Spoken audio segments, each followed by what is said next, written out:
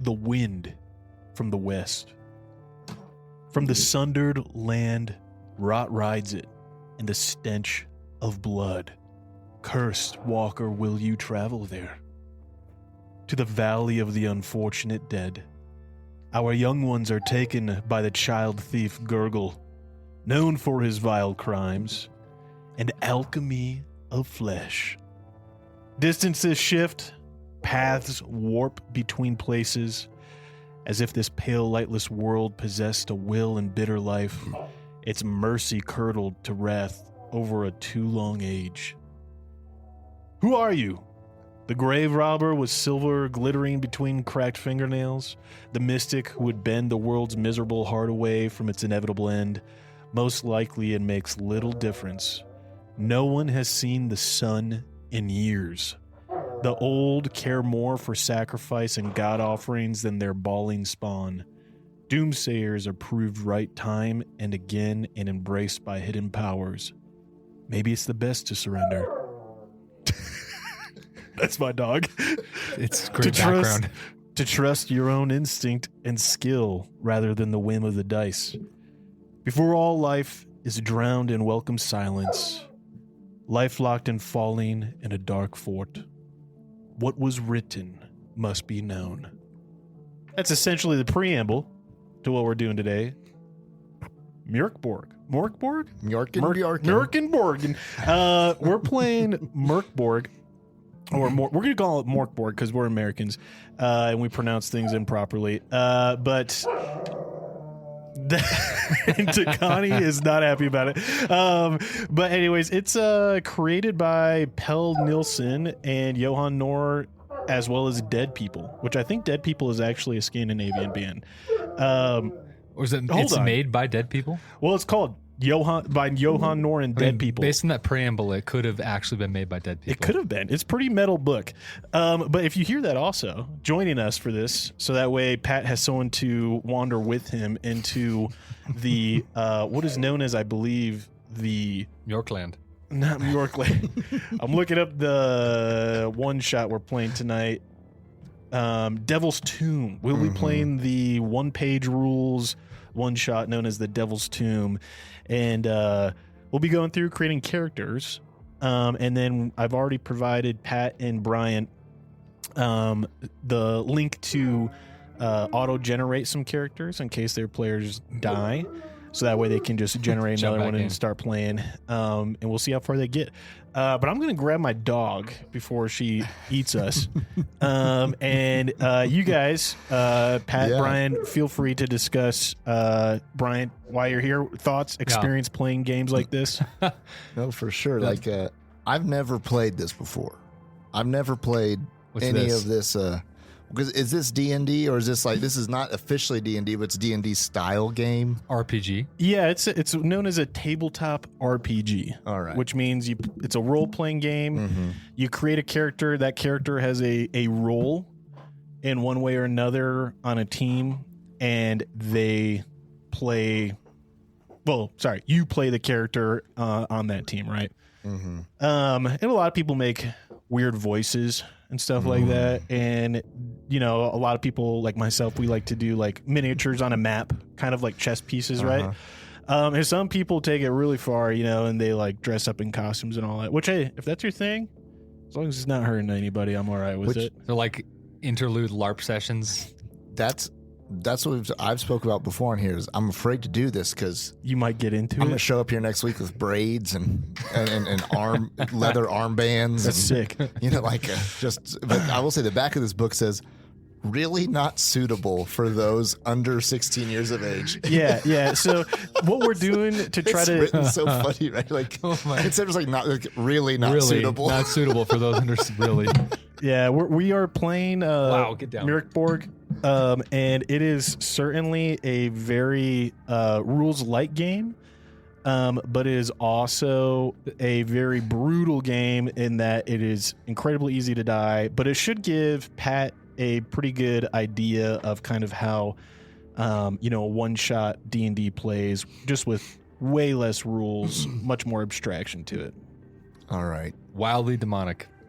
Well, I don't think they're demonic, but their devils and demons are an issue in literally the world. The crescent over a ram's head with an upside down Star of So David. yeah, but I think that's a bad guy you have to kill in the game. He looks like he's welcoming you into the game. That's one of the things a lot of people I feel like don't get about these games, right? Is that they are designed for killing the evil, right? But a lot of people mistake that as This one's like about joining the evil. This one's not about joining the All evil. right, Well, I we'll guess see. you could if you want to, but you could do that in anything. Oh my goodness. Dog. So we have to build our characters and we have to then we got to play. And I'm going to interrupt the show for a second to save you listeners about an hour of time where me and Bryant spent time developing our characters before we got to playing. And I boiled it down for you so that it's, a little bit more palatable. And so here's what we came to as we developed our characters using this little sheet for the game. And Pat, is going to be playing as the character Vaughn, and he is classified as wretched royalty. He's bowed down only by the memories of his lost glory, and he could never submit to anybody else. Not anybody, for he had noble blood. And he's kind of an arrogant guy, and he's painfully average, but he carries a magical talking sword who is unreliable and quietly despises Vaughn, and this sword taunts his failures. He also rides a magical, intelligent horse who can also talk. Moving on to Bryant's character, Vatan. He is classified as an occult herb master, born of the mushroom, raised in the glade, watched by the eye of the moon in a silverback pool. His character, he wields a hook for a hand, and he carries these soups and potions that can help him along on his journey. So, all right, you guys, back to the show, and we're gonna play the game. All right, are we ready? I think so. Do we just hop in? So we have two characters we're managing here? No, you don't have to manage them. It's just like if you... That's when we die. Oh, Like then we have... this guy might last for like half a roll. Okay. So all this that we just did, he just might be smoked out the gate. So And then you Vatan- got to use this. Vatan's the front runner, and the Heru comes from the ashes. Yeah. Like you guys will see, it's very. We're just gonna run it very slim here. Yeah, Okay? good. Very. 'Cause as you left, I was telling Pat, I was like, I'm gonna cry. That's good. I hope you do. I hope you do cry, dude. Tears of joy. There's a lot to hold on here. like- Again, hold your hand Have to because have I'll hold your hand because I'm also new to this. Right, this is the first time I'll be running. Campaign. Good old little one shot of Mörk Borg. So give me a second just to go over a couple rules here, just so I understand how things are gonna play out, as well as like you guys will understand, right? Yep. So let's say we run into a scenario where there's violence. Okay. Mm-hmm. Smoke break. Smoke break. Hey, Ken, it's Mick, and I've got something important to talk about. We all hope we never find ourselves in a self-defense situation, but life's unpredictable. Enter the National Self-Protection Plan from Attorneys on Retainer, an actual credible law firm you can put on retainer for your self-defense needs. For just $35 a month, you get national coverage in all 50 states for criminal and civil legal representation in self-defense situations, complete with a 24/7, 365 toll-free emergency line. That's real legal support when you need it most. What's in the package? Bail bonds, scene cleanup, firearm replacement, even mental health counseling. Plus, 0 fees for a laundry list of defense-related costs like expert witnesses. So support the show and get yourself some peace of mind. Click the link in our show notes or visit our sponsors page to sign up for the National Self-Protection Plan from Attorneys on Retainer. Hey folks, Pat here. If you're like Mick and I, you're a fan of classic tales like Lonesome Dove, Blood Meridian, The Three-Body Problem, and Steinbeck's East of Eden. With Audible, you can dive into these epic stories anytime, anywhere. Sign up for a free month, and your first audiobook is on the house. To start your free trial and support our show, click the link in the show notes or swing by the sponsors page on our website. Want an awesome website for your podcast? Check out Podpage. We use it for the Mick and Pat show, and it's a game changer. Set it up in minutes, no coding needed. Support the show by using our link to get started. Your podcast deserves a home as great as ours. Podpage, the one-stop solution.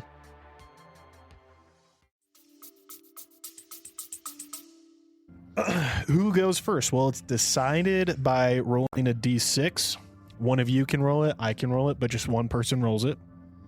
If it's a 1 to 3, whatever the enemies are, they go first. If it's a 4 to 6, you guys go first. Okay. 4 to 6. So it has to be the end. So they have the advantage. No, it's 3 numbers for each. 50-50. It's 50-50. 1 to 3 for them, 4 to 6 You're right, for you. right. But we re-roll it each round. So we roll one round, they might go first. Next round, you guys might go first, right? You get to attack and you get to defend. So if you roll a 20, that's a critical. All right, that's the highest value on the die. That means good job. And so when you're attacking something, if you roll a 20, it's times 2 damage, and they lose some armor. When they're attacking you, again, you guys roll the die. If you roll a 20 when they're attacking you, you get to give a free attack back to them, because that's narratively right. Like you have an excellent defense and you parry and then riposte. A fumble's when you roll a 1. Okay. Your weapon may break, or it is lost, parried out of your hand and falling down the well. I stabbed it into myself. Yeah. And when you're defending, if you roll a 1, you take double damage and your armor is reduced. If you got no armor, I guess you got nothing to lose, right? That's true. All right, cool. And so that is pretty much how that works. There is reactions and all that I have here for like how something may react to you all if you don't know if it's good or bad. Is that what we have here? React like kill, angered, indifferent, almost. Yeah. So that's how like it may respond after like on a result of those dice rolls. I thought that's how we responded. We were trying to discuss that. No. That's all for me. The morale is like for these things if they flee or run away when you're fighting them or interacting them, right? And then resting is, how they heal as well as how as you heal. So if you're just catching your breath, like, I gotta bandage myself. Yeah. You roll 1d4 and you get that many hit points back. When you got an infection, it's no not healing. Good. I die in one night. Yep. It's not good for you, man. Anyways, my dog is tangled up on her leash here. Do you guys have any other questions before we start? I don't think so. But I guess I'm going to try to play true to my character and not to who I am. That's great. Because that's great. Here's the number one rule. Just saying. Who are the 4 of you? Your other 2 backup guys? My backup. Oh yeah. My backup is Torn, the heretical priest. Nice. Yeah. Yep. Read your little who are you thing real fast. For that guy? Yeah. He comes from the temple ruins of the Valley of the Unfortunate Undead, haunted by 2-headed basilisks of the one true faith. Good God. He can be found raving in ruins, traipsing endlessly, vindictive and endlessly aggravated, a rotting face, wearing mask. Oh, yeah. Gotta cover that up. Best friend is a skull. I carry it with me and I tell it everything. I trust no one more. Then I have like a shepherd's crook for a weapon and some cool equipment, including my skull, it says skull, a trusted friend. For that guy. That's funny. That's great. And then I'm Heru. Also has the Amla over the U. Yeah. Raised in the calm isolation in the Sarkesh dark, born of the mushroom, raised in the glade, watched by the eye of the moon in the silverback pool. That seems like practical knowledge I should know. Loud mouth and ruthless, hands caked with sores, laughs hysterically at your own jokes, which you then explain in detail. Burn or be burned is the fate you accept. Yeah. That's awesome. So here's the background, right? We all know that shifting alien, foreign object embedded in Vatan's chest is some kind of threat. In your last encounter, wherever it was here across this ravaged world, something orcish, goblinoid, swung its maul and landed should have been, lethal strike into Vatan. But as this creature was slain, its spinal cord snapped, and with urgency, Vaughn repeatedly piercing its chest over and over with a sword. Vatan, it was brought to your attention by one of your companions that the thing in your chest, the head of this maul, was shifting like puzzle pieces. Yes, twisting and aligning itself with runes. It has stopped recently, and with some divining of your companion who's a heretical priest. So who knows if you can even trust what he's saying. He has informed you. And my left upper rib. Yes, he has informed you that there is a tomb nearby that possesses riches and wealth, and it is known as Devil's Tomb. Not the devil, for there is not a Satan in this world. Just like there is not what is known as like a god or a messiah. There's only one god, and that is the apocalypse. And it is arriving any day now. You haven't seen the sun in God knows how long. And every day, the two-headed basilisk just utters prophecy of the end of the world. And every day, another prophecy comes true, pretty much either making the fanatically faithful more confirmed in what they believe, and those who are simply just resigned to making whatever existence they can on this plane the best they can before the apocalypse arrives. All right, can we back to the game? They're talking politics. The four of you, for some reason or another, are aligned. You know, through your circumstances, you have come to put faith and trust in one another more so than the other ragged strangers of this land. And it is with the words of your heretical priest companion, confirmed by the talking horse of Vaughn's with its intellect and recalling books it has read, that you best understand that Devil's Tomb probably at its core possesses answers to what this device is and how to get it out of your chest without awakening whatever the puzzle seals away.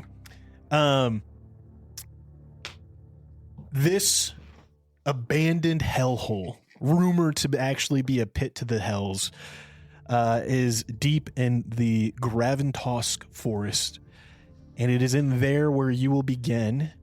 It has been outlined to you that there is an empty sarcophagus here in this grave. Graventosk is like literally, just imagine like honestly like the graves of Normandy, right?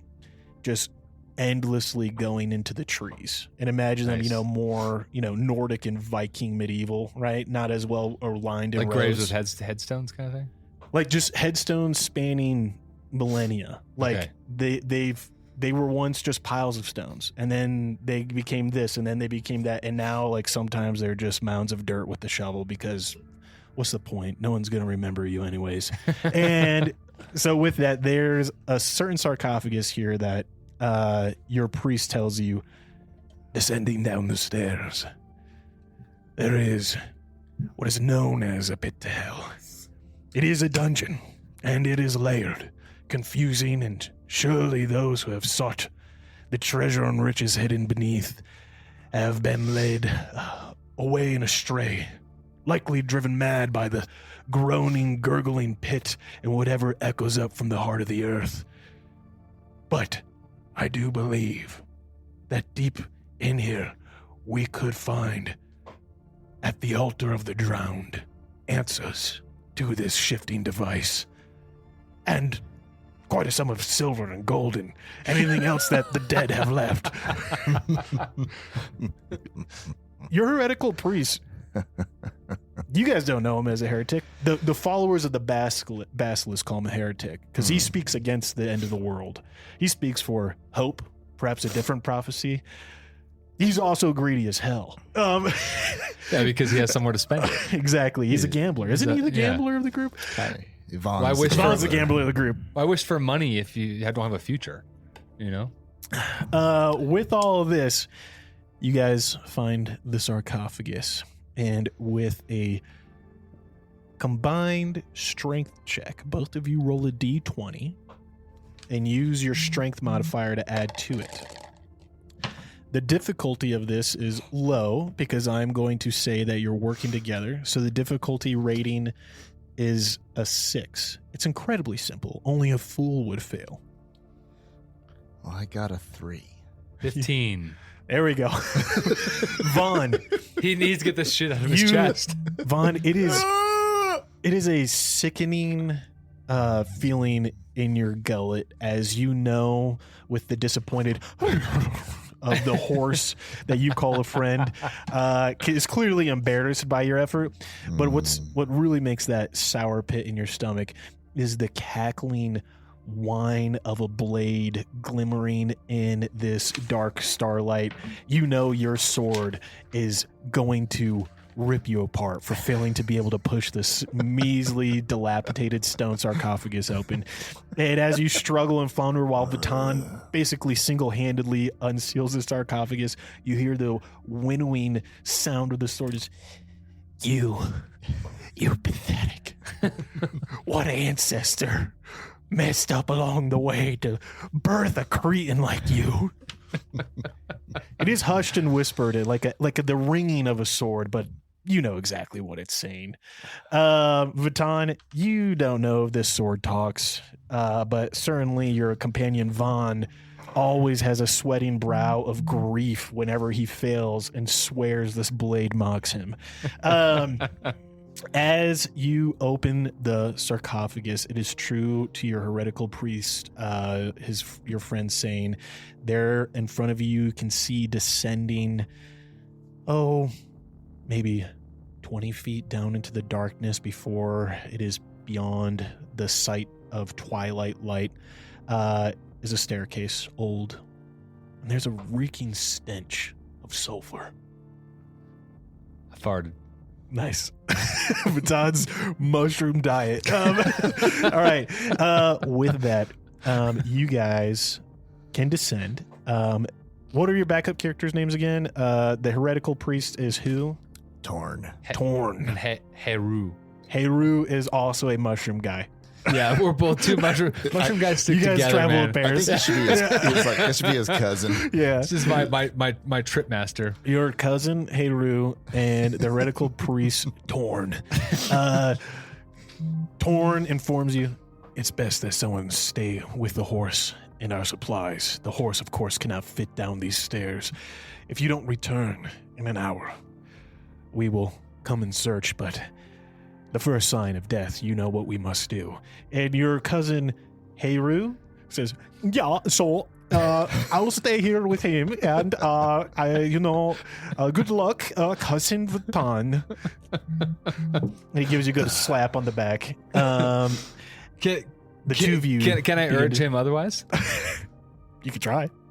You can certainly try. Give me a presence check. I will say your cousin seems like he feels it is probably best to wait to see if Cousin Heru. you survive. The difficulty for this we'll say is moderately difficult. So give me a presence check. You got to beat a 12 With a 20. Roll a d20 and add your presence modifier to it. 2. And what's your modifier? Not 10. 0. Okay. What do you say to your cousin? Heru, I don't think it's a good idea alone in the grave of eternity. You will not be going alone. You'll be going with Vaughn. Don't worry, cousin. No, I'm talking about you, Heru. No, I'll be here with Torn and the horse that talks. Fine. You see already the horse as essentially set up your cousin's tent, like just with its teeth and hooves. Like this thing is clearly like capable. It's not easily the smartest member of the group, probably. Yeah. So you just lost your horse in one fell swoop. There you go. Anyways, you two. You know, it's up to you. You know, if you guys don't return after an hour, or if you don't give some kind of communication of like coming back to the stairs and be like, "Hey, we're okay, but we're going deeper." They'll probably come looking for you, but they're not going to come to your rescue, right? They're just going to first sign of blood and ichor. They're probably leaving. They'll be like, "Well, we tried. At least that thing is stuck down there, and we don't have to worry about the puzzle piece anymore." All right. There is no turn order here. It's really up to you guys first. You can discuss between yourselves what you want to do. But you know, down the stairs you must descend. Hold on. Well, let's see what we got. What do you got? Things that we got, just so we know. I've got 10 nails. Throw one down. No. Wait. I do. Give me those D6 back, because I might have to roll those against you. They also sound good. They sound like the nails. The teeny metal dice. I've got a hammer. I've got a drill. Might come in handy. And I got a sharp needle. Okay. And my talking sword. Give me that navy blue. I've got a silver crucifix and a tent. Thank you. So, all right. Well, I mean, it's dark, so we have nothing to illuminate the stairs. I would say you guys grab a torch from your cousin or something. Yeah. Torches stay lit for about an hour before they burn out. Oh, does he have a torch? We'll just say he does. We're just making. I'll say this: each of you guys, all of you, have at least one torch. Okay, great. We got a torch. Things with us. All right. Okay. All right. Let's light our torch. You light yours. Yeah, you probably only want one lit. Might be a long time. Yeah, you scrape some of that shiny stone against another, and the sparks light onto the fetid animal fat soaked into the rags. Okay, all right. So we got to decide who goes first here, huh? Down this chasm. You've got the torch. You should go first. All right, let's go. I'll go. Okay, all right, I've got the least hit points. Let's do it. You also have no armor. He does. Yeah, I'm like, hey. All right. As you are going down the stairs, you see that there is viney roots and a slight trickle of water running off of them down the stairs. They're rather slick and well hewn, even if they were made over 1,000 years ago. It's not too far down their descent before you see that they veer with a right angle to the left. And from the left, there is a very faint wicking of light, just licking the front of those stairs. So wherever they lead to, there is something glowing or a light source. Not of the torch. Not of your torch. Like you can see like ahead of you, like where it's darkness, there's a second light. There is no right. It's just like the stairs go to the left. We just go. You just know something's down there with a fire. Give me both of you. All right. So I'm prompting you right now, but this is an example of where you could ask for something you want to do, but I'm prompting you. Go ahead, give me a presence check. This is your this is checking to see like if there's anything else you hear, anything else you notice other than what is obviously here. So both of you would roll a d20 and add your presence modifier to it. Got a 12. Nice. 16 total. Both of you do great. Those are excellent rules. It is not just the light you notice flickering down to the left, but there is a soft whisper echoing off the walls, bouncing off the stairs. And it is the whisper of someone in speak to himself. Can't make out what it is other than that there's syllables, consonants. But it is down there, and it is coming from the left. I'm coming back up. You say that, and your cousin, you see, he's like, "Oh, don't worry, I'm covering up now." And like you hear like, and you see the sarcophagus lid close behind you. I mean, you could probably pound on it. He rolled really well right there. Anyways, it's a strong mother. There is what sounds like someone around the corner. So you guys know someone's there. That's all. That's what your knowledge tells you. All right. But it doesn't sound like multiple people. It sounds like a single voice. Obviously malicious because of we're in a tomb. But they could be hiding out from all this badness. And Yeah. they sound nice. No. They sound. Sorry, I'm moving your mic to you because I sound- couldn't hear I'm you. turning towards him. They sound pleasant. But I could go first. I've got the armor, and I've got a tiny sword. Could we play? I've got some yummy soup. Oh, Could just be like, what's your this soup? guy, this what's guy your probably soup do? makes him vomit.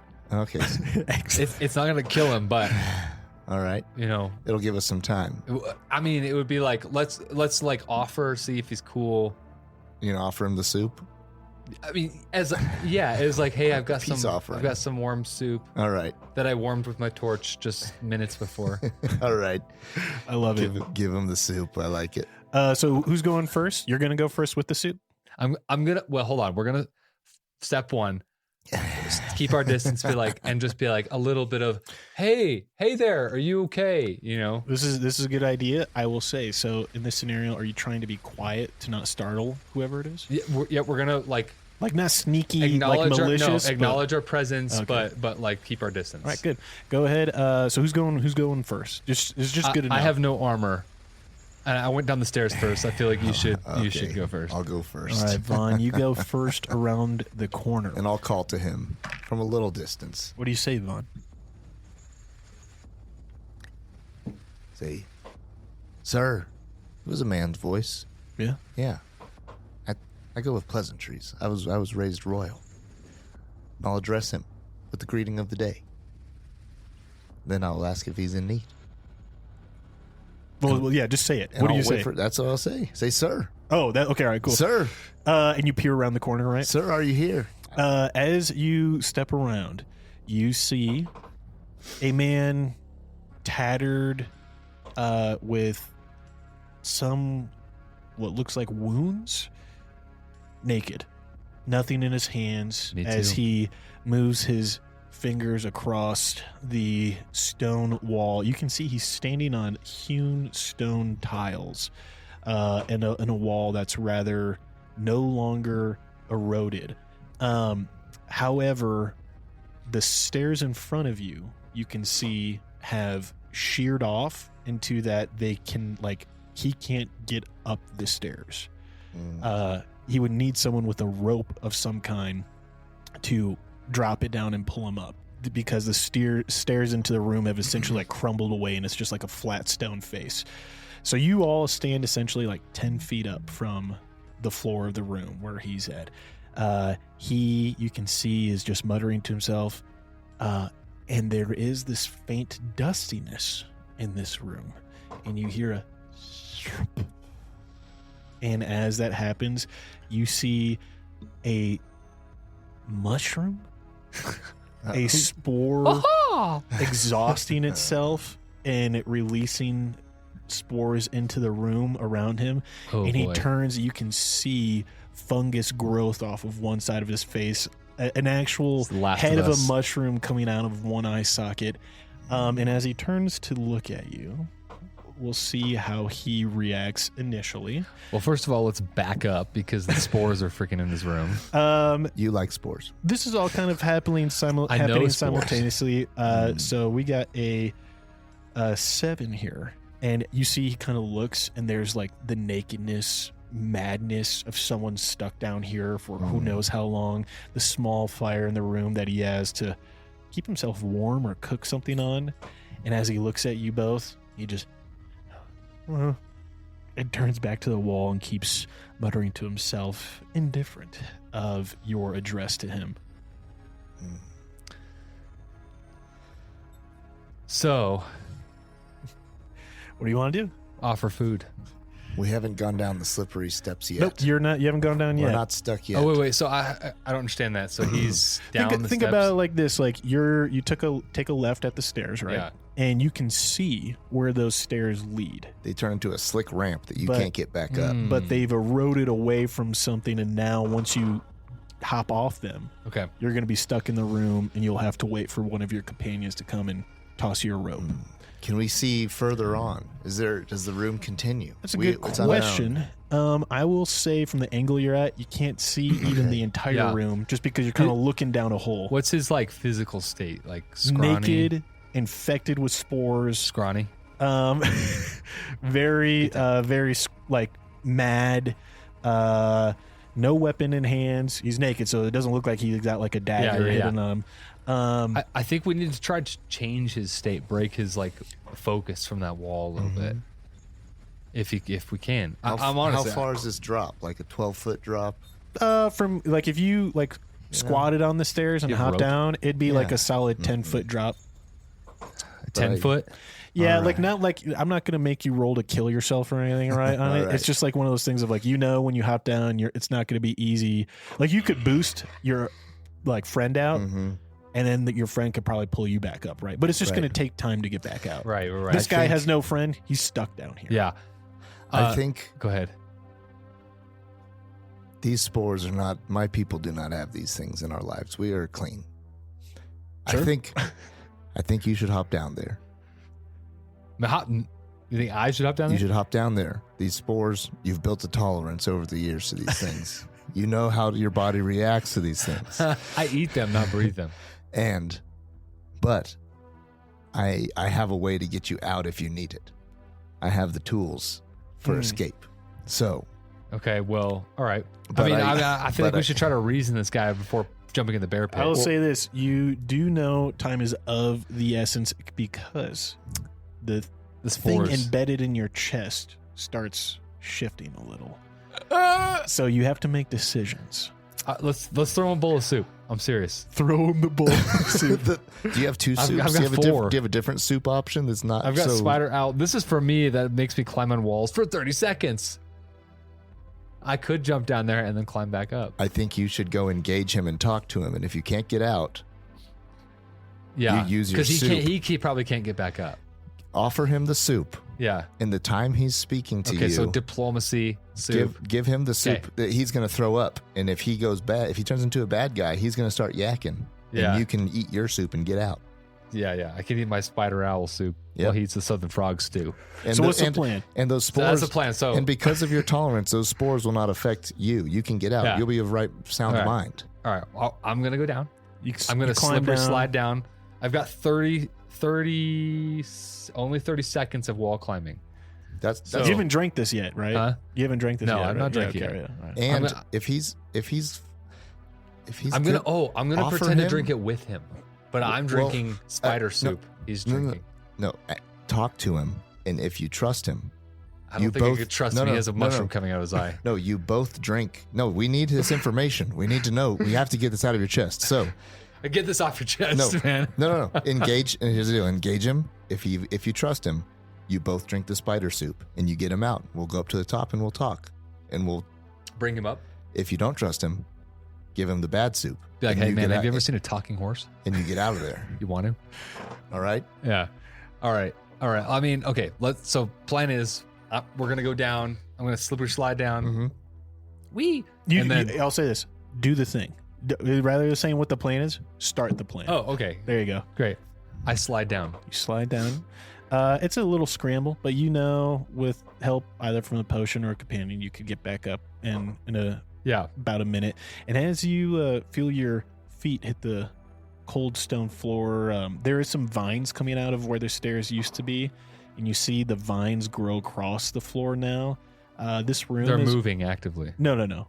They just have grown. I was like, shit. You see the room is about 30 feet by 25 feet. Okay. And to your right, middle on the wall, are another set of stairs descending. And in front of you, straight across, is a door that is closed.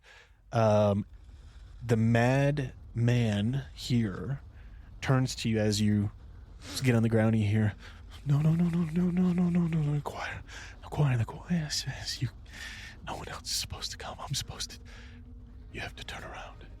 You have to go back. The choir. And it's at this point, coming from the stairs where the vines grow down, you hear the faintest So scary. Just a soft sound of the echo of a note from a choir. Kind of like what's happening right now. Yeah, vaguely. And what do you do? What do you do? You can see his hands are not defensive, but Yeah. ushering you to go away. I think I'm going to talk. I say, we're here to help. What do you need? You see, please, I'm trying. What And, are you trying? He's not talking to you. And you see now that the fire, something's smoking on it. It's not a rat, but it is flesh from something larger, something that has been slowly parceled out. And it's now that you see, like, there are signs that people have died in this room. Maybe days ago, weeks ago. This man may be the survivor of whatever attacked him and his group. He may be the one that attacked the previous occupants here. But you can see he's twitching. And the one eye that he has left, you can see turning and furrowing. And as he wrinkles his brow, another mushroom spore spews. You give me a presence check here. Okay. 12. 12. You know that he is infected with spore fever as a mushroom ecologist yourself. Spore fever is what occurs when you have some kind of deeply infected wound that these spores land into, and if untreated begin to fester. But they're symbiotic. They don't want to kill the host. So he is mad with spore fever, but he's also like not going to die anytime soon as long as he still has something to eat. Yeah. You're trying to talk to him. He doesn't seem like he has the presence of mind to talk. Okay, I turn. We need to put this guy out of his misery. I have a sword. No, don't do it. I'm coming down. Wait, we're talking. I have a plan. I yell up and say, "Caw-caw!" He's right there. He's like literally just 6 feet above you at the stairs. I can. No, okay, fine. I turn up, quietly say, Okay. I know what this is. This doesn't turn out good for him. You see, he's like now twitching a little bit. Can he ever? He's moving his fingers while your companion Vatan has his back to him. Right, but he's slowly approaching Vatan. We kill the mother. Heal him. We have. How do we heal? We have the power. We do? We have the power to heal characters. Heal him You and could- get the information we need. Would heal him? It would give him some help. Heal him. Yeah, It's up let's to do you it. guys. Let's do it. Yeah. Heal him. I Heal him heal now. him. I do it. turn back at him as you see his hands are just like they're cranking, sinewy muscles tightening, veins explode as he's getting ready to essentially lunge out at you. And I jump down. No. I jumping down and I draw my sword, my short sword, at the same time. So now I'm saying, Yeah. I as get what he you're saying. heals him, I'm coming in. Okay, great. Go ahead. Roll the use of power, the right? 2d6, right? Wait. Yeah. So on your Yeah. look at your cheat sheet. Your cheat sheet will tell you what to do when you're using power. It's the other sheet I printed out for you. Oh, Yeah. So power's down make there. a presence DR12 test. Yes. So a 12-sided die. Yep. Oh no, sorry. So you roll a d20 and add your presence to it. Oh my god. 4. And what's your presence? The adding. Yeah. 0. So you rolled a 4. Give me the book. So you radically, horribly fail if you fail by 5 or more. The test was a 12, and you rolled a 4, which is a failure of 8. So let's roll to see what happens when this occurs. I I got you. I'm down here with my sword now. Yeah, that you old are. man's not. Oh, sorry. It's only on if it's a fumble, so you didn't roll a 1. All right, so good stuff. So you just lose D2 HP, so roll a D4 and divide the result by 2, and then you become dizzy for the next D4. hour. Yep. 2, 1. All right. Yep. So you lose 1 HP. So it's down to 5.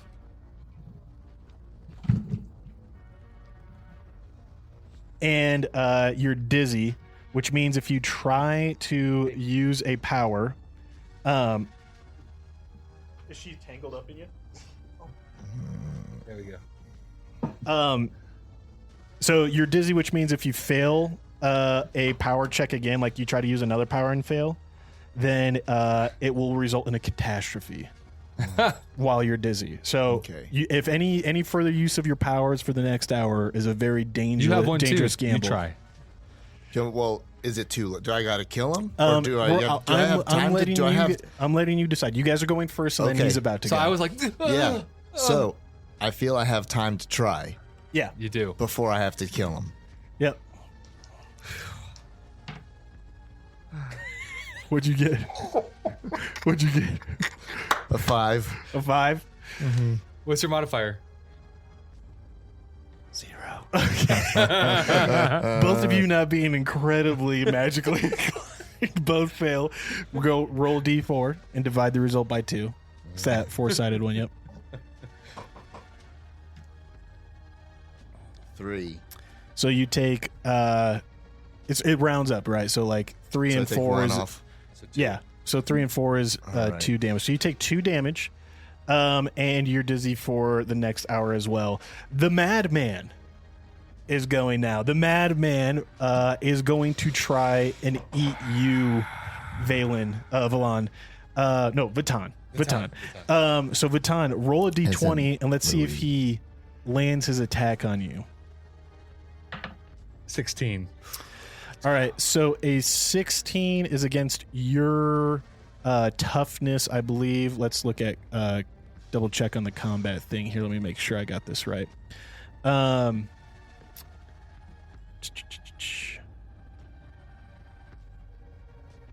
Was he rolling for the madman or was he rolling for himself? No, that was for the madman to attack him. Okay, yeah.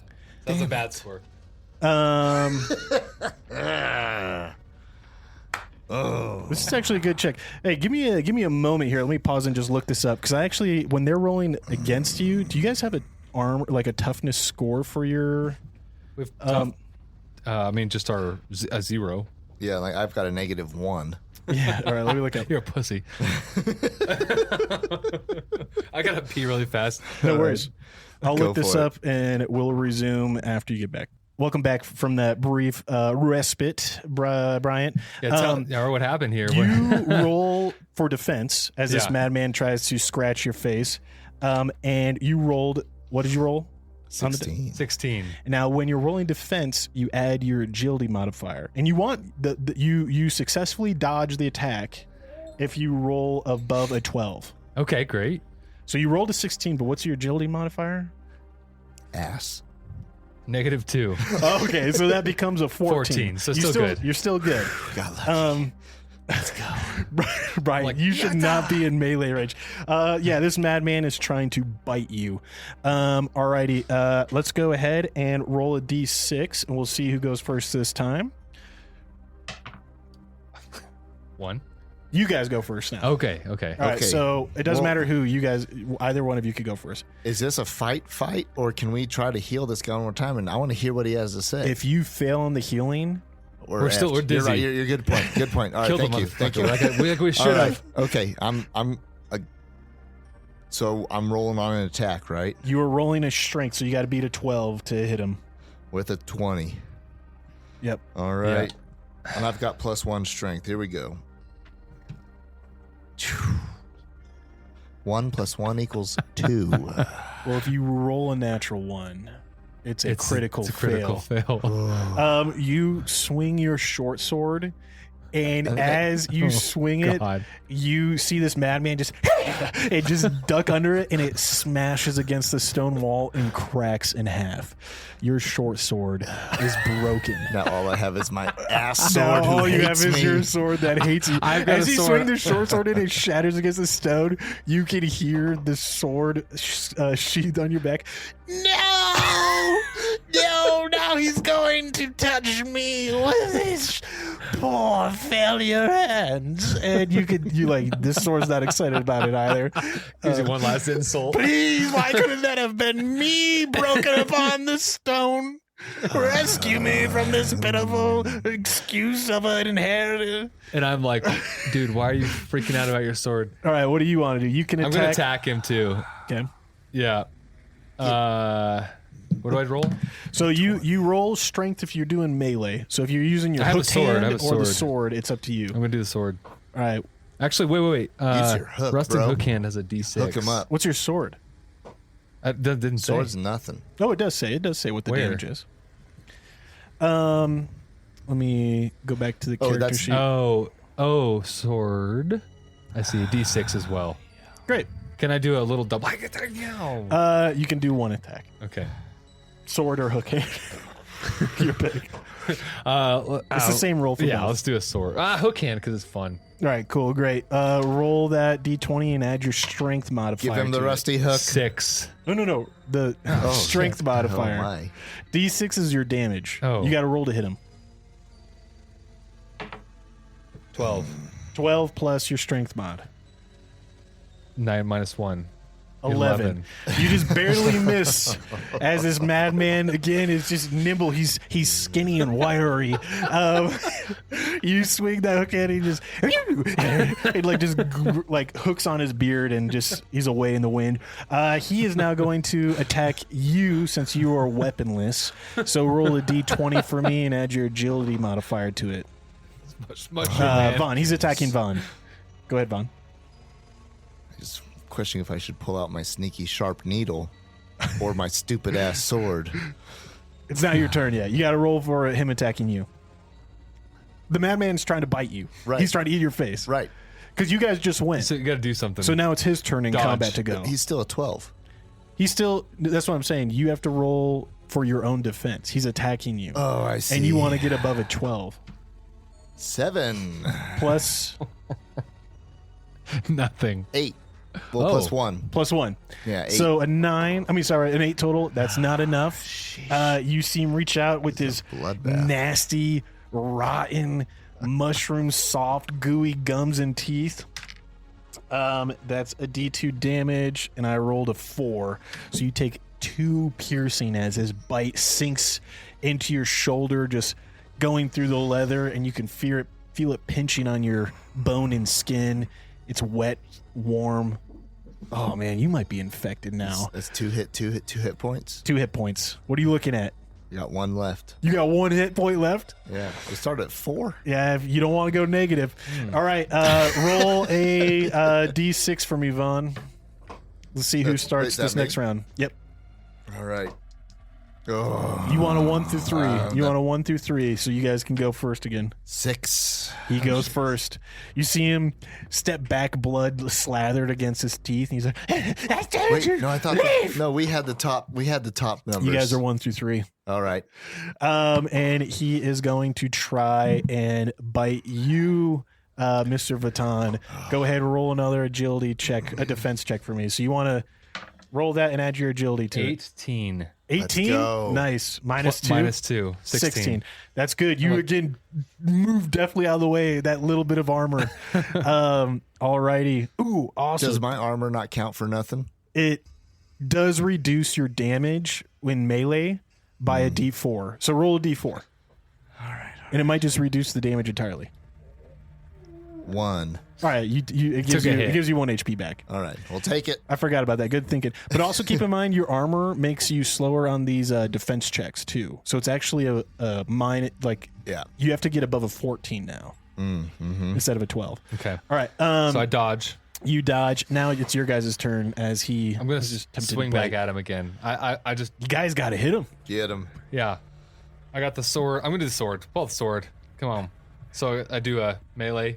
Go for it. Yep, you got to beat a 12. What is it? What? No way. You pull out your sword. Thank God you pulled the sword and lose your rusty hands. You just like literally like water over the top of the blade, just Matrix backflip overs it. It just, you see it like glisten as it just slides underneath his naked, crazy butt cheeks. His flat And ass. He like misses does flat like ass. he lands onto the palms of his hands and like rolls away, and you see the sword just swing again into the stone and just shatter. You both essentially like your swords that you had. They're both equivalently like daggers now, right? They're like improvised daggers. They only do a D4, like a D4, damage. yeah. But you see him. He's like, have to be faster. All right. You are up, Vaughn. Shit it. How did I roll multiple ones? 10 plus your strength. 1 and 11. Oh. Wait, what are you using? What are you using? My stupid sword. What's his? Does he have any? I think actually my stupid sword has some Exactly. Some I think it special has a powers. +1, doesn't it? Let's see. He He does have a plus. He deals D6 +1 damage. I can't. Oh, attack defense is reduced to a 10. You only need to roll a 10 for your attack. Oh, sweet. To hit. You're good. Oh, or defense also. Defense is that plus, Right. 2 because of Okay. your armor. Okay. Well, so I got him. You hit him. I got 11. Roll your damage. 6. A D6 and add 1 to it. Come on. 5. 5. You swing this sword, and you hear it just, please God, succeed once in your life. And as you strike true and kill this madman, Vaughn, tell me how this happens. Describe it to the audience. How does Vaughn kill this madman? That shit on his cheek was pissing me off. So I hewed it off first. You just see No, his face. from top to bottom. So that to clip that thing off. Then we went down through the collarbone into the neck, split him wide open down to the lungs. You see, it looks like a banana peel, right? Just like peeled to one side, and you hear with a rattling, gurgling left, like what leaves his lungs going through his infected larynx. Just, The spores. and he you. just collapses dead. His trial over, and as it does, almost in honor of him, you hear Down the stairs. down the stairs this angelic choir, which he seemed to be in communion with. But also avoiding warning us? He was afraid of, yes, telling you to turn back. What do you guys want to do? You're both injured. You can use this time I to think we catch should your heal. breath. I've got a tent. I think we should. Well, you don't want to necessarily sleep here, but you want to for sure catch your breath, right? Like, Yeah, let's catch our bandage breath. your wounds, yeah. Let's catch our breath. I think we should nail this door shut and take a nap. With what? With you have nails. With my nails. And? You mean the door across from you? The scary door. Well, Dude, there's what- okay, hold there's on. no door to the stairs to the right of the room. What else do we see in the room? Yeah, you look around. There's a small fire. There are piles of feces. There are strewn about scraps of clothing and decayed armor. There are some pouches of like possessions of treasures, like that were personal to someone, but nothing of clear inherent value. And then there is to the right side of the room from where you enter, stairs descending to this sound of an angelic choir, and then straight across from you where you dropped down is a door that is closed. There's 2 exits out of the bottom of here. So what you're saying. There's a door across from you that is closed, Yep. and then there are Stairs stairs going going down. Can we jiggle the handle, not open it, just quietly Just a quick press check. walk up to that door? Yeah, you go up to the door. I think we need a rest. It's not locked. Like you do a press check on the door, there's some give to it. Okay. But as you push against it, it's like there's clearly a pressure differential. Like whatever's on the other side of the door is like pushing. a higher pressure that you would have to like push against, and like would like you'd feel a blast of air from the other side. Yeah, okay. We'll not open it. Don't open it. I'm from royalty. I need to take a nap. Yeah, sure. This man was down here for a long time. Yeah. You guys are more than welcome to Now, take a rest to catch your breath. now in this case, from the herb expert. Should we heal each other real fast? Because Well, If you no, fail- the rest will heal us. The rest is healing, you have a wound that could be infected. as do you. That's true. You got a 2% chance you could die if you sleep. You got bit. I just What I'm saying is, Don't worry too much about the mechanics of the bite and infection. right. now. But what I'm saying is, this guy was down here for a while. I think we can spend one time down here. You spend an hour to rest, patch your wounds, and try to decide what you want to do. Catch your breath. yeah. Yeah. So I think we roll- need to catch breath in here. Roll a d4. All That's how right. many hit points you get back. 1. Hey, It's better than none. Back to the 6. So there we go. Fully healed. Uno. Also, I'm up to 3. Just pulse check. You guys having fun? Oh yeah. All right. Yeah. Cool. I'm now in. Yeah. I you're wasn't, in. and now I am. An hour passes and you hear a rather grating, stony sound, and you hear from Get your cousin echoing down the here. stairs. Are you all still alive? Live. It's your heretic priest, Torn, yelling down the stairwell. I don't think we should yell back. Say, fuck you. Fuck you. Fuck you. Get down here. Good to know. Hard to hear what you're saying, but you sound okay. Okay. Those bastards. Now you just know down to the right of where you're resting, these vine-covered stairs, you see a bulbous flower growing along the walls, descending these stairs, and you hear this angelic, wordless song still echoing up from the stairway.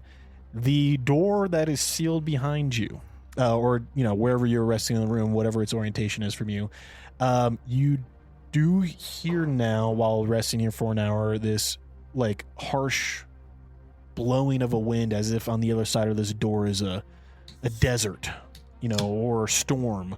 But it's just and every once in a while its bolts and hinges are rattling, and the handle to the door chain rattling, right?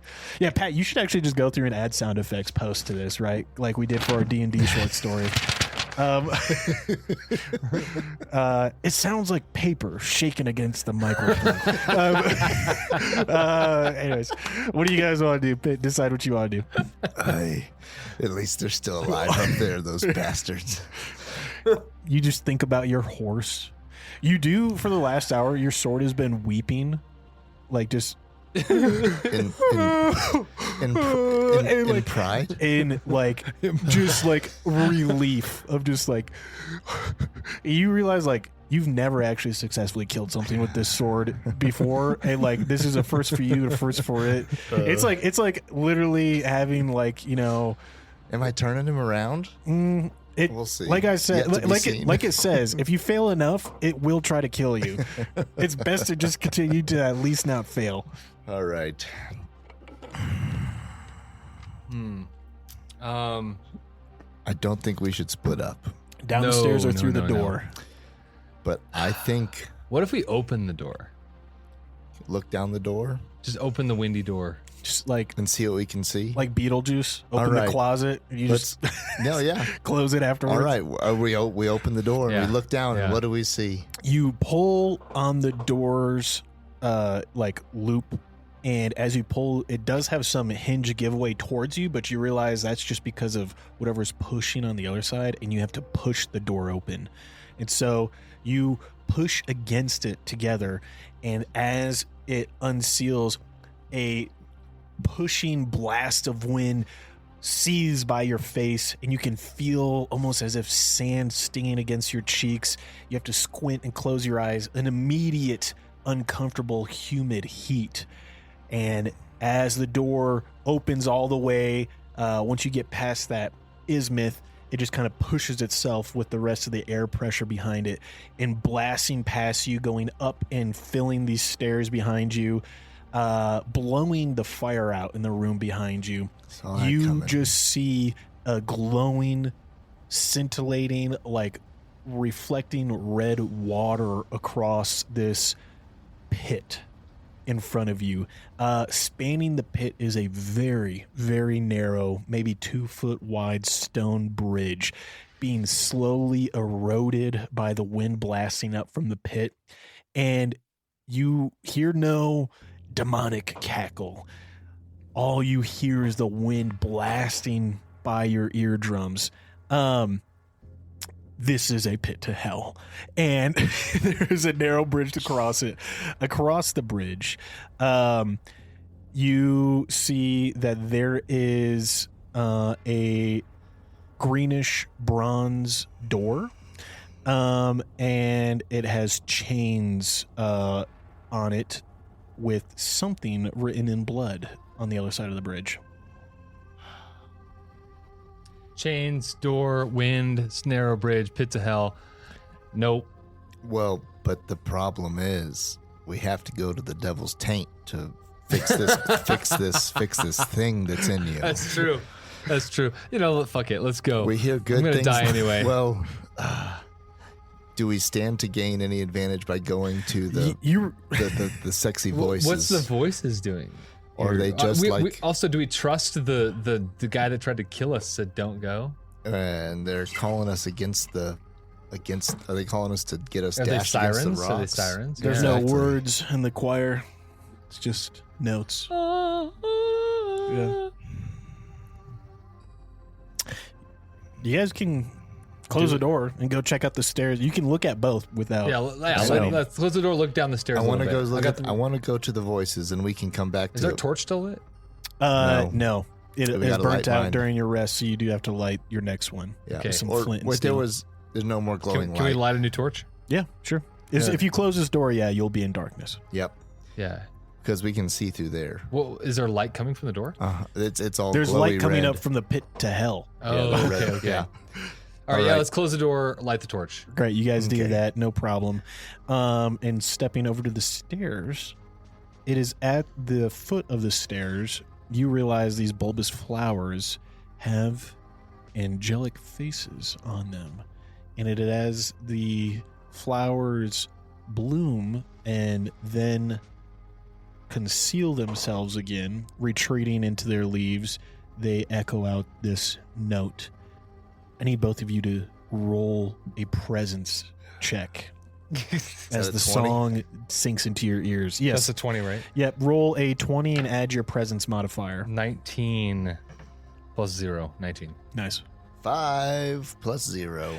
Awesome. You say, it just sounds like, but to you, Vaughn, with a 5, you fail, and you just hear in your ears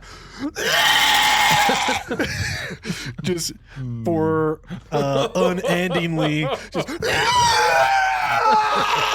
you can realize why this man was mad down here. You see Vaughn just like I'm like, have some Vaughn, you're like Dad. reaching for the needle to deafen yourself, like to stab your eardrums. Like you can see he's struggling. Vaughn, while you hear this screaming, you're going to fail like any time you try to cast a spell, right? You don't know how long it's going to go on for, but the screaming is going on. All right, I'm going to, that confusion thing, I'm going to cast it on him. Are you sure? Are we still dizzy? Huh? No, your rest. I honestly, past the here's dizziness. my theory. I think it will just disorient him away from that screaming. You probably don't know what he's going through. I'll say, like I don't. you seem All pretty right. comfortable. Like you don't know what he's wincing about because you feel totally fine. Vaughn, is there anything you want to do? I want to go home. But I think. Let me say this as well. With a 19 presence, you also notice, Vatan, that the spores are floating around from these flowers as well. Like they're probably what originally gave this dude spore fever.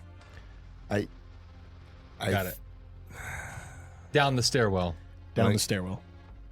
How Yeah. how can I see like if are they continuing down the stairs? You look down. This stairwell looks to be about twice as long with a mid-level landing in it from the stairs you descended from the sarcophagus. So it's about probably 40 feet down. But at the mid-level landing, you can see it veers to the left if you were to go down the stairs.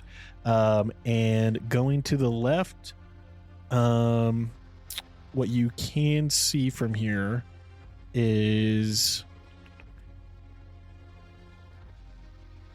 not much. You just see that it's a landing. Maybe with a 19, that's pretty good. You see like a faint glowing light at that landing coming from the left. Okay.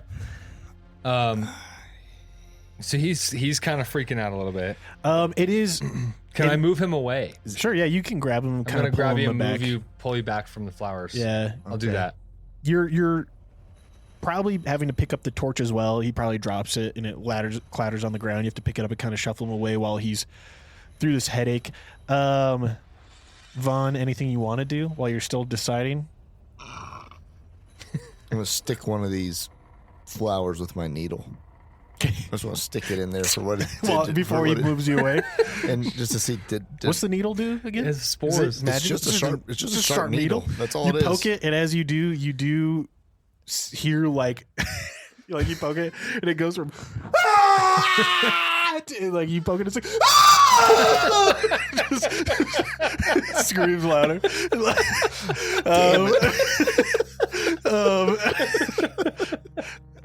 Like it also goes like spores come out. Oh, no. But anyways, I'm glad you guys like that. It is only though, like I'll save you from more screaming. It is after a minute that you feel it subside and your hearing returns after like a deaf swelling and the blood pressure leaving your brain. And you're like, oh, okay. And like all you hear is the notes of angelic choir again. Okay. You can see how this probably would have been very detrimental in combat if you guys had came over here from the madman, but you're pretty much immune to the effect after a minute of exposure. So now you just got to decide going down the stairs or through the door. We could do. I feel like if we get there's a do we do another presence check if we get close again? Let's go down. Nope. No. You're immune to the effect of them now. Let's go down there and see what's going on. If we're rewarded and it helps us in the future, good. If not, I think the first step is to not go straight to the. There's something down there for us that we need. I think that's what I'm saying. That let's go down there and if not, we'll kill that stinky voice and then we'll come back up to the gates of hell. Okay. You guys are going down the stairs, right? Yeah. As you descend, and the spores float all around you. It's hard to breathe through, but you kind of pull up, a piece of fabric, maybe part of your scarf or your shirt or robe to help cover your mouth and nose and breathe a little bit clearer. Again, you have nothing to worry about unless you have, deeply untreated injuries. But as you reach the landing, you see that this landing has a door closed on it, but you can see moving underneath the lip of the bottom of the door is silhouettes moving to and fro and on the other side where this warm orange light emanates from.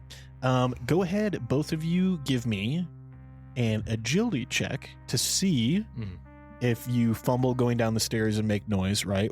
I imagine you're trying not to be super loud going down these stairs. And then you guys can give me a presence check if you want to see what you detect. God, my agility is terrible, but yours is real bad. I got a 10 total. You got a 10 total? Because I'm minus 2, so 10. What'd you get? Fumble. Nice. Natural one. As you both descend down these stairs, you're not super quiet and sneaky, but you get down to this landing, and it is at the landing you're both kind of looking around the corner and notice this movement. And Vaughn, it's not you that gives it away, but your sword is. Perhaps we draw blood again. Perhaps you prove your metal. Unsheathe me! Unsheathe is me. And like you see all the silhouettes that were moving on the other side of this door just like stop here. And the door just open and you see just silhouetted, hunched down, pointy ears, rounded, knobby heads, just and there are 3 goblins as they look like they all want a piece of you. They have knives, and behind them, glinting on the ground of the firelight of the room they're in, seems like a nice sword. But they look like they want to stab you with these daggers. Yeah.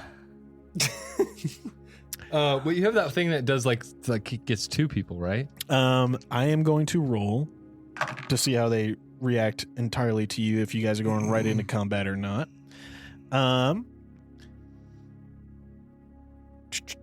Oh yeah. Get out! Get out! And another one's like, you can't have it! You can't have it! It's ours! And then one like turns and bonks both of the others on the top of the heads. No, it's not ours. It's mine. They seem to be in the middle of an argument and angry and upset, but they're just not like outright trying to stab you, right? But like they got their daggers drawn and they want you to leave. Quickly, what do you do? This is a time that you don't get to make a plan, but you need to decide. Kill him. There are 3 of them. Can we run? Yeah, you can turn around right up the stairs. I think we need to. Yeah. The voices were not. Oh, there's something back there, though. Did you say there was something beyond the There's a sword. The goblins? There's a what? There's a sword? There's a room like they're in with some firelight inside, and there seems to be a large sword behind them. And one of them said, "It's ours, you can't have it." And another one slapped that one and said, "It's not ours, it's mine." So they seem to be in disagreement over the ownership of this weapon, but they also seem like they're certainly not willing to let you get involved. They are very angry, but they're not trying to kill you. Are these demonic beings that could be dissuaded? You see that these are through and through the nasty, vicious, baby-eating, women ravaging goblins. Are all bad guys a 12? We got to be a 12 for every bad guy we ever fight. These little slap them around. Well, these little goblins, Yeah. these little goblins, right? They're rather nimble, so they're harder to hit, and they're a little bit harder to defend against because they are fast. You got to decide now what you're doing, just for the sake of keeping on schedule with time. All right, let's go. All right, I'm rolling for my great balls of fire here. Is this at the end of this game? I'll realize I've been rolling a D12 for all the D20s. No wonder I'm sucking so hard. You're like, damn it! Oh yeah. What is that? A 7. And what's your prowess? Or presence? Yeah, your presence. Sorry, your presence. It's a 0. Okay, great. You fail. Go ahead. Mark off your failure and take a D4 divided by 2 damage. Oh my gosh. And you are dizzy for the next hour. All right. Or D4. Here we go. Okay, I'm going to hold up my silver crucifixion. Because I don't know what to do. Yeah, do it. Go for it. Oh, no. You just hold it up in front of them? Dude, I already asked this question. Huh? They're not. They're just. Don't Have do you already it. asked it? I asked if they were like demonic, and he said no. Oh, okay. But you hold it up. It's shiny. Look at you. It's shiny. They're goblins. They look at you as your companion goes, and like you hear a, like you look over at Vaughn, and he has shit himself and failed to cast another spell with his power. Vaughn, you don't have a catastrophic failure, right? But it is not good. You are confused for the next hour. You best not try to cast another spell. You could if you want, but you would fail, right? I'm at 2 hit points, so. And Mark, I think even when you fail, it still uses a power. Right, yeah. So you only have 2 left to use. 1, or yeah, you're right. The 1, confusion power 2. I have, will that confuse all of them or just one? It says 1 creature, I think, right? Yeah, okay, I think so. All right, so with that, though, you do see them. It is their turn. Because you haven't outright harmed them, and you just hold up this silvering like crucifix towards them. And again, this is Nordic, so this is not a don't get it wrong. This is not a Christ crucifix. This is literally a, some form of an ornate cross of some kind, but it has not got the representation we have for, real Christian faith, right? But they look at it and you see their eyes just go wide and bulge with the sight of silver. They look at yes, give it. Give it. They reach their hands out expectantly. The daggers aren't immediately coming up to cut your throats, but they seem like now they want the silver crucifix you hold before them. Roll a... Oh, well, you guys aren't in combat yet. You're not necessarily in violence, but it's close. It's close. It's on the precipice. What do you guys want to do? I would say there's a good chance... whether by your actions or theirs, are these violence. like intellectual? Probably not intellectual. Like they're probably not super smart.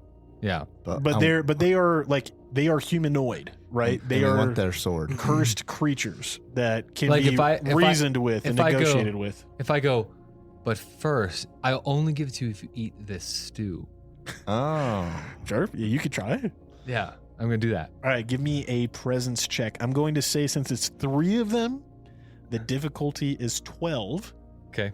To get all 3 to do it. If you get an 8, 2 of them do it. If you get a 6, 1 of them does it. Okay. If you get below a 6, none of them are going to do it. 7. Plus your presence. 0. All right, 7.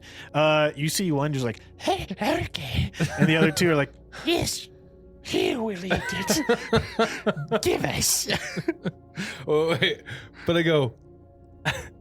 Hold on. I've really tried to convince. Vaughn's turn now. Go ahead, Vaughn. What are you going to do?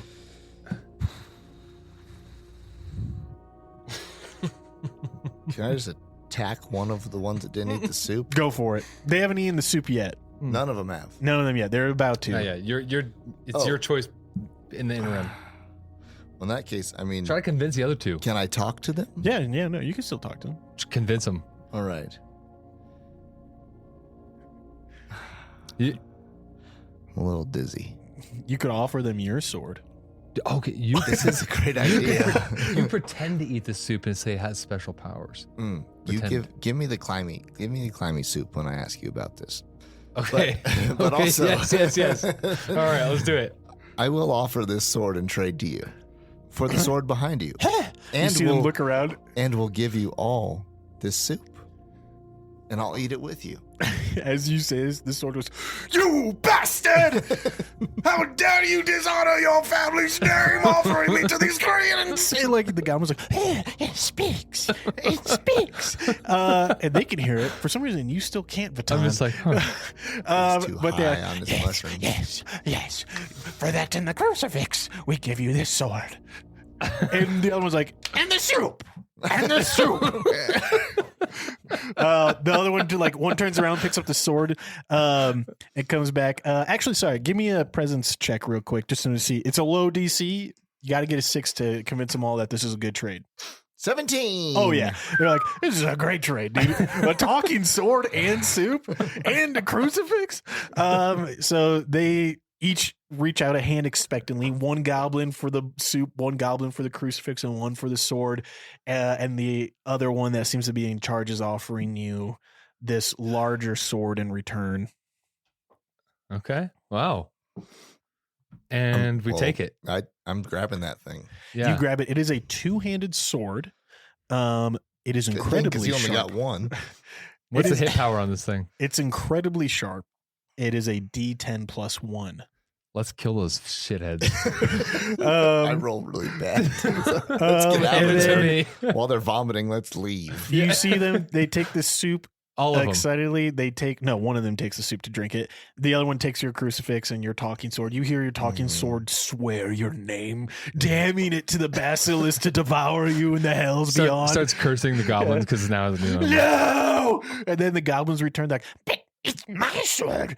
No, mine. And they begin to immediately argue over it as you can just hear your sword screaming. They close the door and they go back to their business. The door is closed. You can descend the rest of the way down the stairs or go back up to the pit of hell. It's up to you. Are there more voices downstairs? Down the stairwell, What do we see? you don't see any light at all at the bottom of the stairs. It is pure darkness from where you stand. You I can't can see in what's down there. darkness. Can you? can? Mm-hmm. Oh, nice. With this. I've been wasting our torches. Oh, with the for it. spider spell? Mm-hmm. I feel like it's a good time Spider to use potion? it. How many sips of that you got? He still has 4. He has 3. I have 1. Of the spider. No. Yeah, 1 of the spider. He's got one time use of the spider. before we go to hell. That's the crawl on walls one though. I thought you had 4 of those. No, he's got 4 of the poison. 4 of the soup. soups. Wow. Yeah.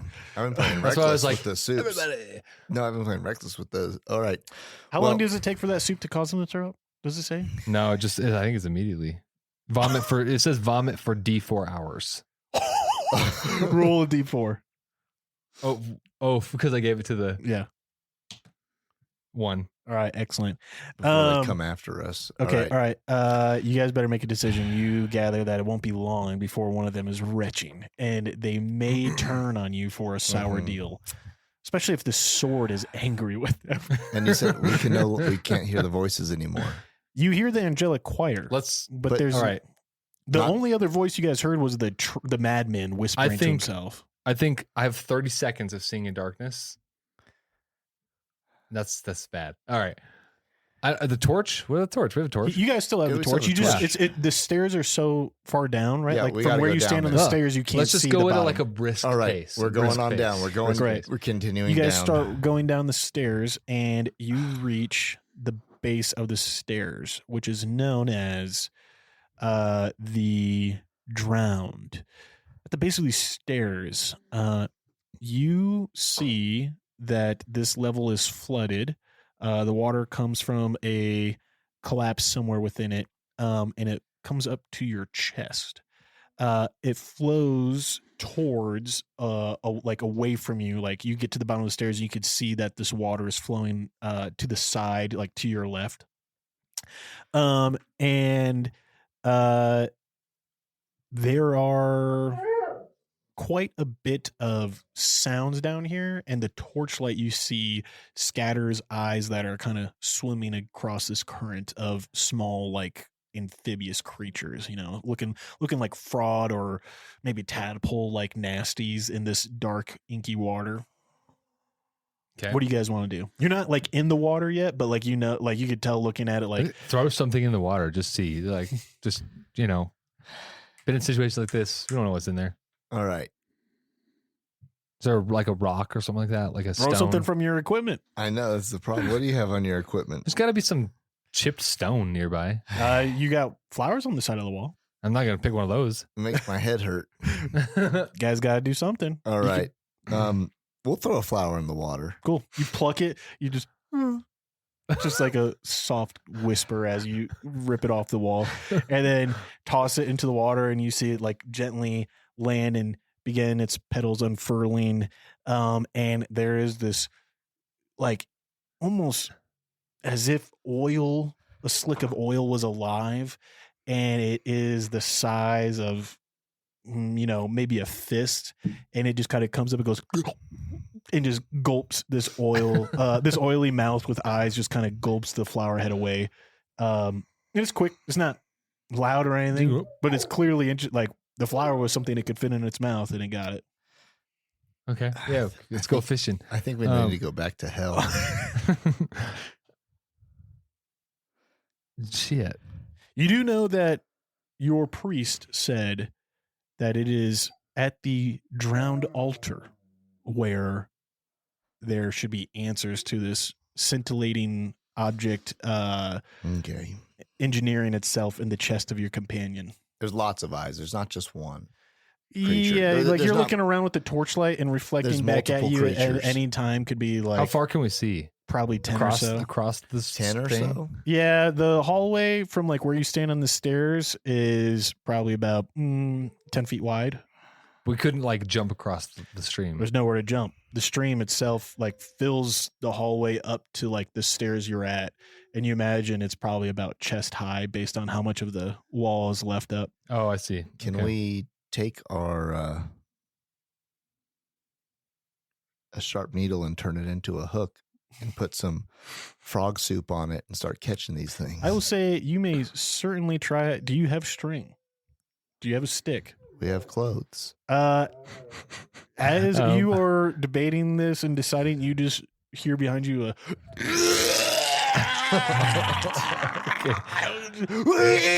just an unending retching. Are there lots of flowers around us?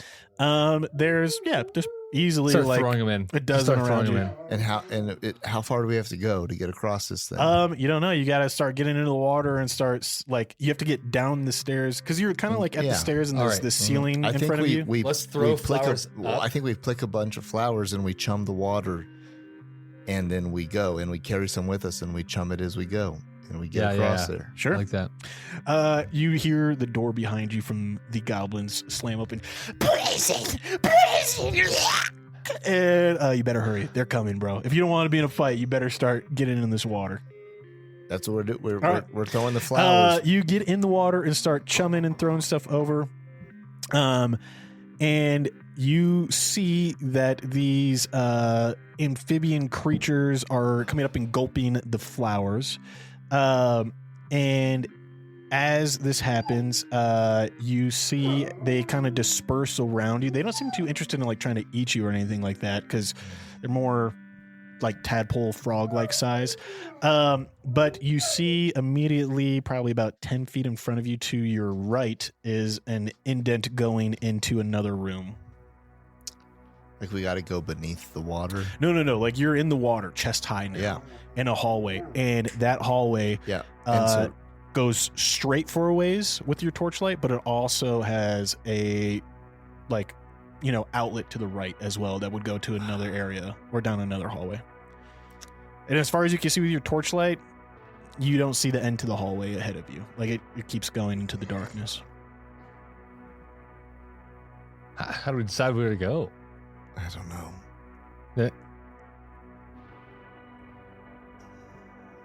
You hear a goblin coming down the stairs.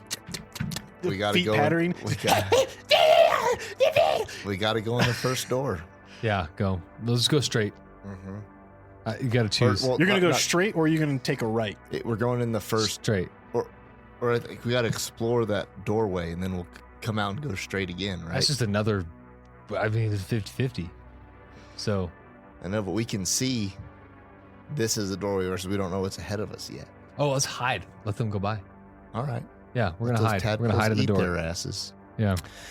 So you're going to the right? Yeah. We're gonna hide. Let them pass here. Listen. As you are going down to the right, you see that rounding the corner, there is raised in the room. It's completely flooded, but raised here is a granite slab, circular, and it is at about chest height with you, and draped across it is this fleshy, again, like wet amphibious like skin of this kind of like almost as if like a fish head, perhaps maybe like a viper fish had been attached to like a humanoid amphibious body.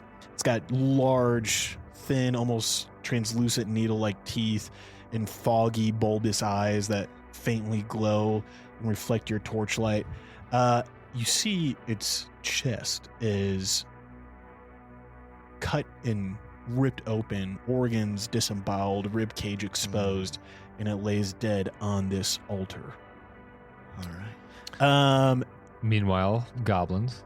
The goblins, as you go around this corner, they reach the bottom, and one of them you hear behind you, "No, they'll be back soon, and you know how they are about us near the young." And they turn to go back up the stairs, pitter-patter away. Nice. Also, if they were to get in the water, they'd be underwater. You know what I mean? Like, they wouldn't be able to stand at chest height like you guys can. So these tadpoles might become something just scary later. But we found the altar. This is the altar. If you go into the room, you could probably deduce more. We're in it. We went You're going to in walk there. in all the way there, Vatan? Vatan, you seem skeptical as if you're going in or not. In the room? Yeah, in the room. Yeah. Like there's kind of like a skeptical of everything transitionary here. hallway Mhm. between the main flooded hallway and this flooded altar room. So you could kind of be in that transitionary hallway before just outright stepping into the altered room. Do we hear anything else in there?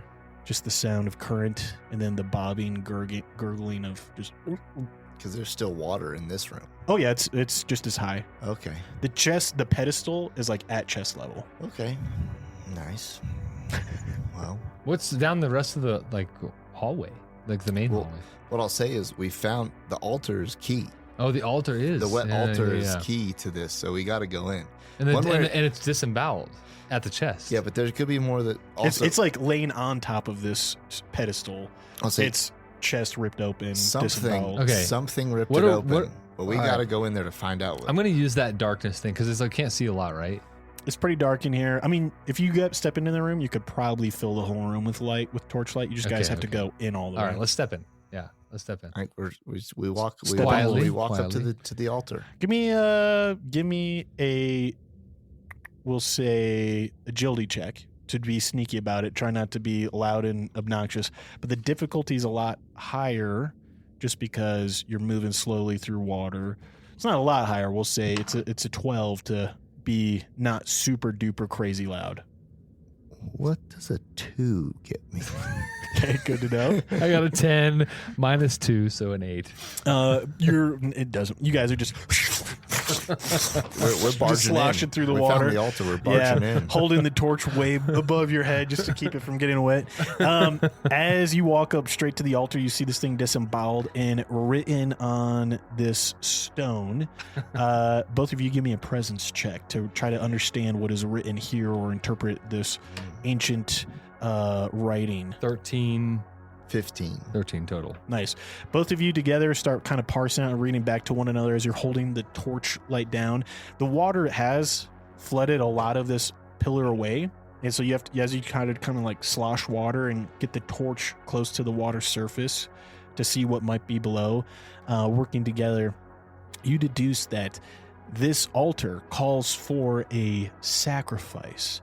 The sacrifice must be imbued with what is known as the enigma. And if done, the enigma will pause and it will essentially prevent the arrival of what is only known as the abominable. This thing, maybe whatever it is, I know what that means. whatever it is, the things sacrifice it. This thing doesn't have anything in its chest. They probably couldn't read it. Maybe it was the goblins that sacrificed this thing here, but whatever it is that was sacrificed on this altar, they cut its chest open and were trying to find the enigma. But the enigma was never there, was it, Vatan? It's in me. It's in you. And clearly this altar calls for your sacrifice to prevent the completion of the code Let's do it. and the arrival of the abominable. Wait, you want to? Are you what? The alternative is you just let it finish, and perhaps it arrives through you. Perhaps your body is the vessel, the portal for this thing to walk across the material plane. Or you could just jump down into hell and meet it early, maybe. Or you could be sacrificed here and prevent it from occurring at all if this is to be believed. What will you do? Vaughn. Vatan. You guys got to decide. I know, but oh my god! You start hearing a echoing from, if you were to look back out where you came, down to the right, further down that hallway, you hear a We can it's like a deeper we can guttural- sacrifice anything. It has to be something with this enigma in its chest. Okay. Well, You know, plucking it out of Vatan's chest would probably kill him right now. I mean, without some kind of magical there's- assistance. This is kind of, there's no options here, so. Well, you guys don't have to do it. You can I mean, choose to be selfish. but I'm going to die anyway. You so, can be selfish. Though. So might as well just kill me. Well, I think just lay on. Yeah, come on, let's go. Let's do it. I'm going to lay on this thing. are you serious? Yeah. Yeah, All let's right. go. But it said a puzzle cube has been calibrated incorrectly, or has it, awakening a slumbering abomination. But You hear the croaking and and the sloshing in water as they return Or wherever has they it? are. yeah, I know it. So I'm like, or has it been done wrong? Meaning that could be nefarious or not. It's just like, and the fact that you could, This could be a gift to me. You could be. because every day It could be destined for you. That's what I'm saying is to be the abomination. well, so every day there's a 2% chance of you dying from your infection from it as it slowly gets closer to your heart, right? So it's like does it have to become I'll say this, boys. realized? Yeah. Billy Jean's out in the parking lot. You guys got to make a call right now. Whatever call you go with, we'll stick with. You either choose to do the sacrifice or not. You choose to leap into hell, back at the pit to hell or not. Or you go back up the stairs and you call for your friends to pull you out and be like, yep, it's a bust. Let's get out. It's up to you guys. Yeah, I can wait. You were just so keen on getting whacked open. I mean, A moment ago, you were saying, cut me open, baby. cut me open. We have All nothing to lose. right, all here. right. Let's cut him open. Vatan, I got that fancy Tell smooth us- sword. tell us how you push the corpse off of this altar and lay yourself out. All right, I walk to the fishy corpse. It's stench, salmon breath. Slosh it off into the water in chunks because it can't even hold itself together. And I lay upon the altar willingly in sacrifice to the greater good. You see as he lays on the altar, the sigils in it begin to glow. In my his chest. chest. Not just as, no, like the puzzle piece glows, Yeah. but the sigils of the altar glow. All right. Yeah. Okay. What do you say? This is Vatan? like an Final Isaac, this is an words. Isaac situation. All That's right. pretty brutal. So, all right, I say I grab my janky dagger and I hand it to you. I think you should hook yourself up. Just hook yourself. I take my I hook can't off do my it. hand, my rusty hook. Give it to me. Now you got to do it. You got to do it. Do it. And I say, for the greater good. I'm gonna say, F this hook. I'm using this fancy new sword I just got. What do you do, Vaughn? What do you do? Oh, You yeah. swing? Oh, put the sword with me. Decapitation? What? I'm going right up. I'm starting from the taint up to the throat. You're just gonna do You know, a good old chop. Wait, just try to cut it out. Yeah. Just try to little cut out. No, well, I'm trying to get the same tablecloth effect that the frog Maybe just had. put the tip on it just to see. Maybe I don't have to die. all right. You want me to give it a gentle piercing? I will say this: you do the gentle piercing. A little bit of blood is drawn. The runes glow brighter, and you see the puzzle piece begins almost as if it's afraid, trying to unlock itself quicker, spinning, and the pain is clearly visible on Vatan's face as it is literally moving its pieces against your ribs and heart, inhibiting your ability to breathe, to keep a pulse. You better decide now because you hear the croaking approaching behind you. It's multiple splashes. Do it. Yeah, I lopped his noggin off. You swing. Not the neck, just right at the eyeball level. So visceral. Yeah, bro, you swing. Vatan, you look at him and you're like, as he holds the torch. No, actually ask you to hold it so he can Do we hold get it a with 2 strength? hands. Do we get a hit point check or strength check on that? If you're not going to deny it, he's just going to wipe you. Yeah. And I yelled at him for holding the torch bad while I'm trying to do it. Like, no, I said right here. Go Like your ahead, dad. roll a strength attack. You got to beat a 12. We'll just say if you do hit, though,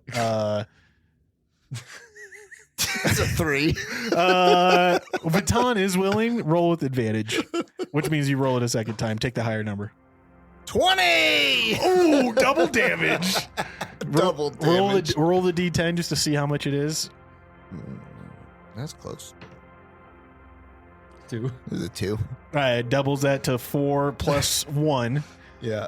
So that's another I've 2 got on one it. left. No, that's another 2 on it. So it's a total of 6. Okay, so I'm dead. Yeah. You chop, the sword cleaves halfway into his face.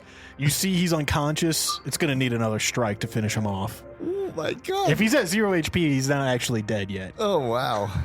So I gotta roll again. Yeah. Roll with advantage. 12. That's enough. Yeah. You swing again, and you hear the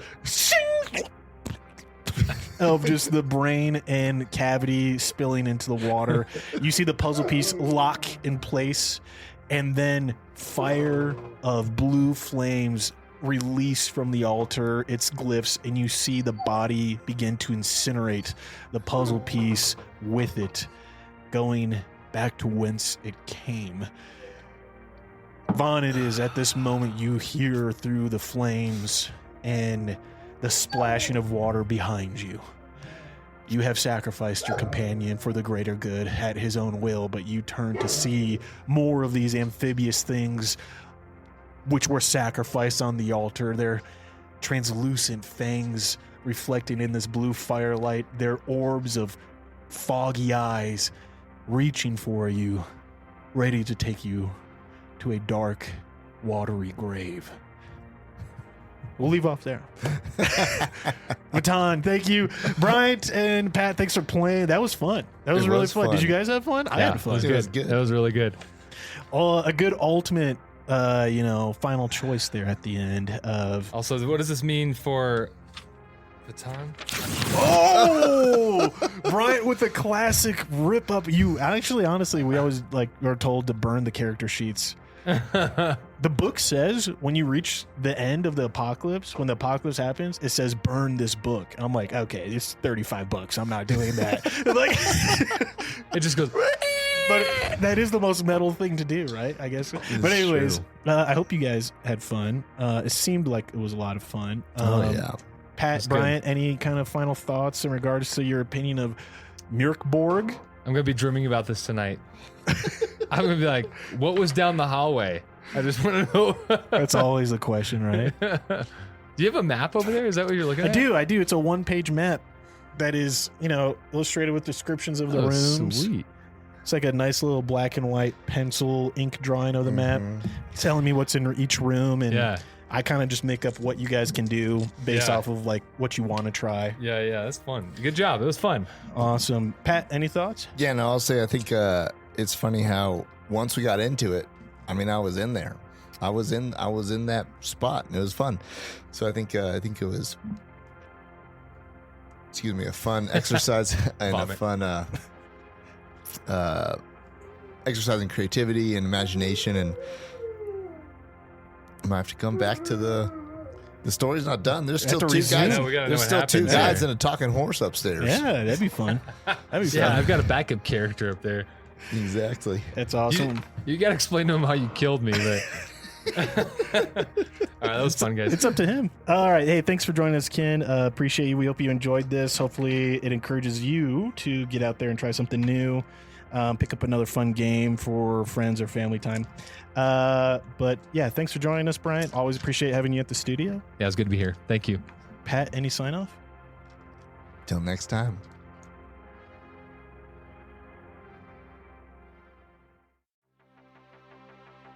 Thanks for tuning in. If you love this episode, drop us a review. If you have qualms or comments, leave us a voicemail on our website.